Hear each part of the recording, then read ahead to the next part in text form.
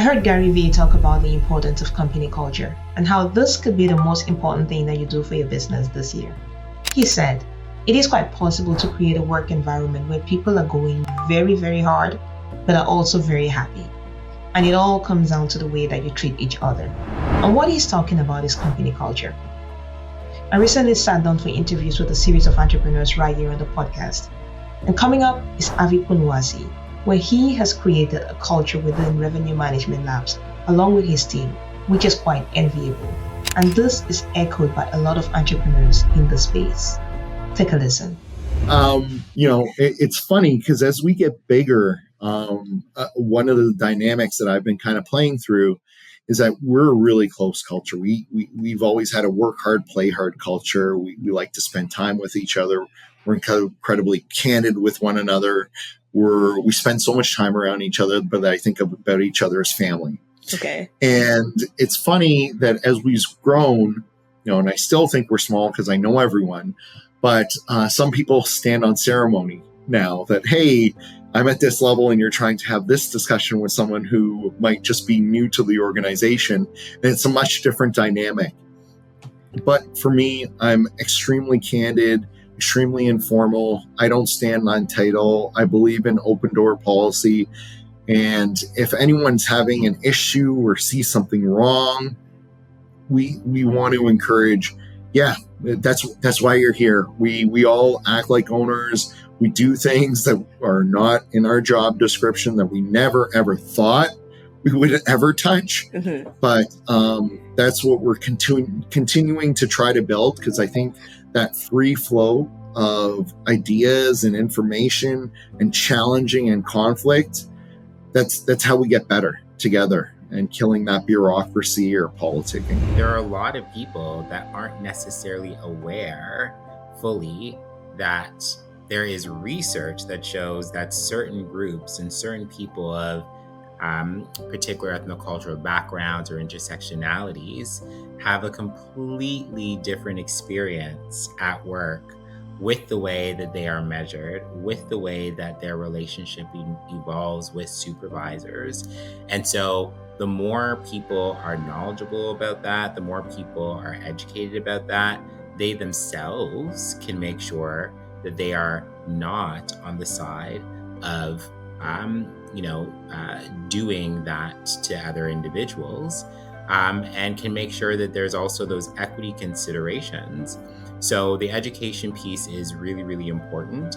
And, I'm really big overall on playing to people's strengths.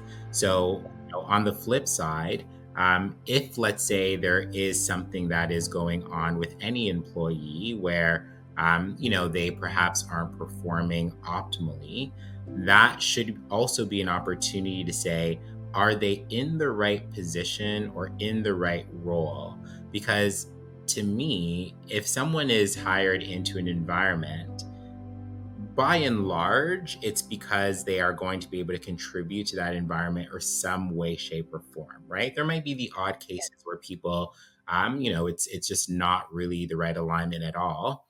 But if they went through a process and they were hired and, people were thinking they're going to be great for the environment, chances are they're going to be able to contribute in some way, shape, or form.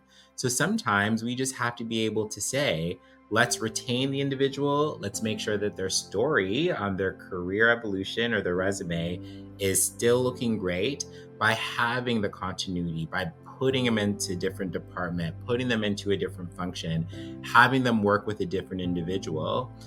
So that would be some advice that I would give too. And in my opinion, it actually is a good thing for the supervisor for the company, because I think there are more headaches when you exit someone or when you don't actually work with their strengths. It can start to permeate in culture and start to actually create divides and tensions that you sometimes are better off not being a part of creating. Mm-hmm. It's sort of like there's a hierarchy to leadership, and a really good publication that you should read on that is called Good to Great, and it is all about leadership and different levels of leadership. And it's a pretty popular book, and I think a lot of people have already looked at it. But but it really does exemplify exactly what you said. That if you're a leader who is afraid to allow people to grow and develop and climb that ladder of leadership themselves, then you're only creating, even if you're not aware of it, you're actually creating a toxic environment just because you're pushing back morale, you're pushing back people who want to move forward, and you're afraid. And that is something that has also surfaced in other areas of the work that I do, that if you're hiring somebody for a position and they are a candidate that would most likely take your job, most people won't hire that person, right? Because they're afraid that person is going to jump into their position, right? And they're not secure enough in themselves to handle that. So a lot of people in the situation that you described, they're only going to have team members that go to a certain level, and they're not going to get beyond that. And because they don't want to do it, there's no point.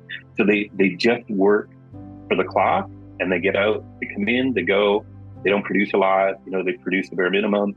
It's things like that. So you really have to work with people to open up and help them to understand and be more secure in themselves, to allow people to grow and develop. And another good example of being a good leader is being able to leave the organization that you have been a leader with and have that organization continue to be successful without you. Mm-hmm. If that organization is not successful when you leave, you've not done your job. Like, you've done a bad job, because it should function without you. You should have developed a team that is willing to carry the torch when you're not there, right? That's kind of the essence of what it's about, right? Just today, we were looking at, for some reason, and I know this is going to sound crazy, but the ice out of the fridge tasted funny today on the ice maker.